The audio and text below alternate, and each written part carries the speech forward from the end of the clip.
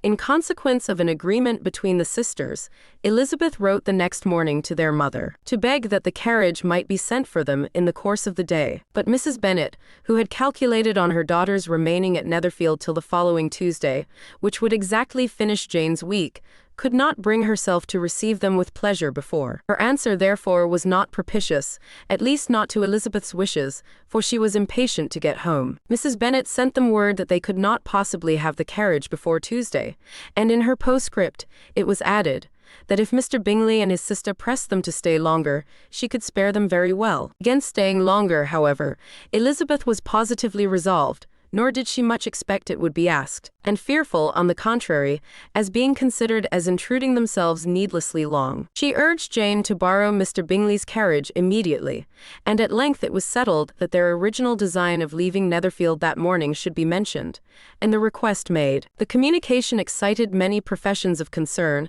and enough was said of wishing them to stay at least till the following day to work on Jane, and till the morrow their going was deferred. Miss Bingley was then sorry that she had proposed the delay, for her jealousy and dislike of one sister much exceeded her affection for the other. Master of the house heard with real sorrow that they were to go so soon, and repeatedly tried to persuade Miss Bennet that it would not be safe for her, that she was not enough recovered, but Jane was firm where she felt herself to be right. To Mr. Darcy it was welcome intelligence.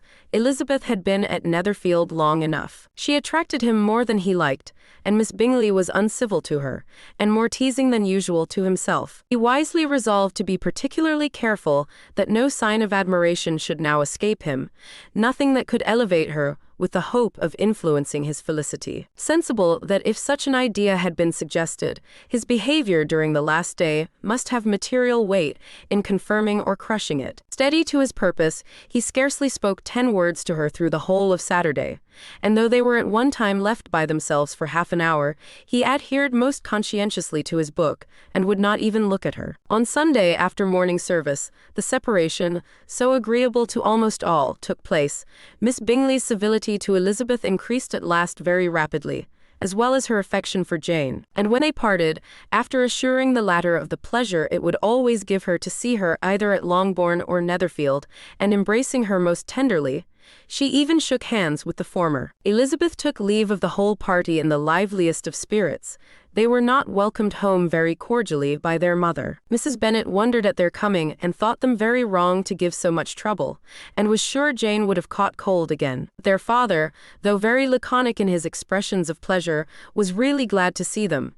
He had felt their importance in the family circle. The evening conversation, when they were all assembled, had lost much of its animation, and almost all its sense by the absence of Jane and Elizabeth. They found Mary, as usual, deep in the study of thorough base and human nature, and had some extracts to admire, and some new observations of threadbare morality to listen to. Catherine and Lydia had information for them of a different sort. Much had been done, and much had been said in the regiment since the preceding Wednesday. Several of the officers had dined lately with their uncle.